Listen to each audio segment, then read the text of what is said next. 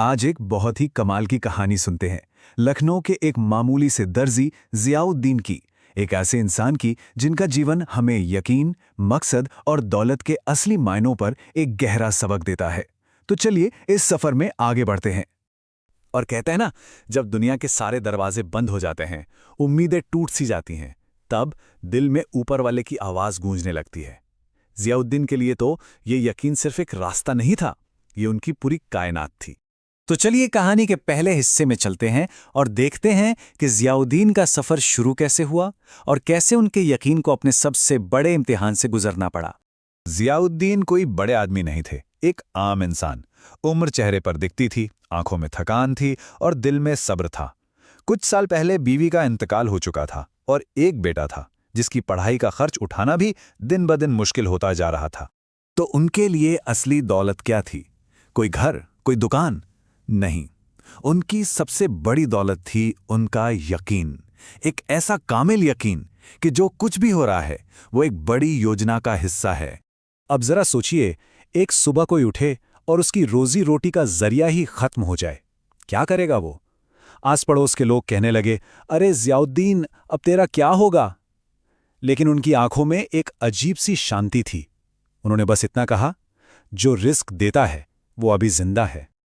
और देखिए, उनका यकीन सिर्फ बातों का नहीं था, बल्कि काम का था, अमल का था। उन्होंने एक दोस्त से पुरानी मशीन उधार ली और खुद ही एक एक ईंट रखकर दीवार बनाने लगे। लोग तो मजाक उड़ा रहे थे कि देखो, दर्जी अब मिस्त्री बन गया। हफ्तों तक कोई ग्राहक नहीं आया, पर वो रोज दुकान खोलते, नमाज पढ़ते और इंतजार करते। तो हफ्तों तक कुछ नहीं हुआ, लेकिन फिर कहानी में एक मोड़ आता है। एक ऐसा मोड़ जहां भरोसे का एक छोटा सा काम एक बहुत बड़े बदलाव की वजह बन जाता है। एक दिन उनकी दुकान पर एक बहुत ही शरीफ सी खातून आई, नसीमा बानो। उन्होंने अपने बेटे के लिए एक जोड़ा सिलने को कहा, लेकिन साथ में एक मुश्किल भी रख दी, वो पैसे अगले महीने दे पाएंगी। अब सोचिए, जिसकी कोई आमदनी नहीं, उसके लिए उधार पर काम करना कितना मुश्किल फैसला रहा होगा। अब जियाउद्दीन का जवाब सुनिए। ये जवाब उनके पूरे किरदार को, उनके यकीन को बयां कर देता है। उन्होंने कहा, आप फिक्र न कीजिए, हर सिलाई से पहले मेरा हिसाब ऊपर वाला करता है। जोड़ा तैयार होगा और बिल्कुल वैसा ही होगा जैसा आप चाहती हैं।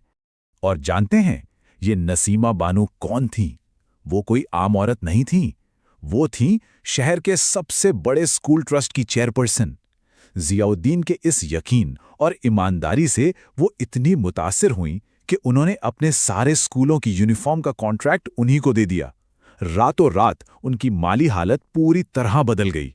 तो जियाउद्दीन की जिंदगी तो बदल गई, लेकिन अब उनके सामने आने वाला था जिंदगी का सबसे बड़ा इम्तिहान। एक ऐसा इम्तिहान जहां दुनियावी कामयाबी और रूहानी मकसद आमने सामने खड़े थे। नसीमा बानो ने उन्हें एक और पेशकश की, एक नए स्कूल का डायरेक्टर बनने की, और तनख्वाह 50,000 रुपये महीना। सोचिए उस जमाने में ये कितनी बड़ी रकम रही होगी। एक ऐसी रकम जो उनकी जिंदगी हमेशा के लिए बदल सकती थी। पर यह सौदा इतना सीधा नहीं था। जैसा कि हम देख सकते हैं, एक तरफ एक बड़ा औहदा था, पैसा, गाड़ी, घर, स्टाफ, सब कुछ, और दूसरी तरफ एक शर्त थी। शर्त ये कि उन्हें अपना सिलाई का काम, अपना हुनर छोड़ना होगा, उस काम को जिसे वो अपने बरकत समझते थे। तो सवाल सीधा था, औहदा चुने या अपना मकसद? एक ऐसा सवाल जो शायद कभी ना कभी हम सबको अपनी जिंदगी में खुद से पूछना पड़ता है। और यहां जियाउद्दीन ने जो जवाब दिया, उसने ना सिर्फ नसीमा बानो को बल्कि सुनने वाले हर शख्स को खामोश कर दिया। उन्होंने कहा कि मेरे रिस्क की चाबी अल्लाह के हाथ में है, मैं ये पेशकश कबूल नहीं कर सकता। उन्होंने बेशुमार दौलत और शोहरत पर अपने हुनर और यकीन को चुना। तो उन्होंने इतनी बड़ी पेशकश ठुकरा दी। इसके बाद क्या हुआ? क्या वो गलत थे? चलिए देखते हैं कि दौलत को ठुकराकर उन्हें असल में क्या मिला। उनकी दुकान, वो छोटी सी दुकान, अब पूरी तरह बदल चुकी थी। पहले वो सिर्फ एक दर्जी की दुकान थी, पर अब वो यकीन और उम्मीद का एक सेंटर बन गई थी, एक मरकज। अब वहां कौन लोग आते थे? कोई बीमार आता शिफा की दुआ के लिए, तो कोई बेरोजगार नौजवान आता रहनुमाई के लिए, कोई अपनी बेटी की शादी की फिक्र लेके आता, तो कोई भूखा बच्चा एक निवाले की उम्मीद में। यहां तक कि अमीर कारोबारी भी दिल का सुकून ढूंढने उनके पास आने लगे। मतलब उनकी दुकान एक तरह से कम्युनिटी सेंटर बन गई थी, जहां कपड़ों के साथ साथ टूटे हुए दिल भी सिले जाते थे। और सबसे कमाल की बात, इस सब का खर्चा उनकी उसी छोटी सी सिलाई की दुकान से चलता था। तो अब कहानी के आखिरी हिस्से पर आते हैं। ज़ियाउद्दीन ने अपने पीछे क्या छोड़ा, उनकी विरासत क्या थी, चलिए देखते हैं। एक दिन उनके बेटे ने उनसे कहा, अब्बा, आप तो अब एक ब्रांड बन गए हैं। अब इस पर ज़ियाउद्दीन का जवाब सुनिए। ये दिखाता है कि वो ज़मीन से कितने जुड़े हुए थे। उन्होंने कहा, बेटा, जिस दिन ये दुकान मैं से चलने लगे और वो से ना चले, उसी दिन मैं से बंद कर दूंगा।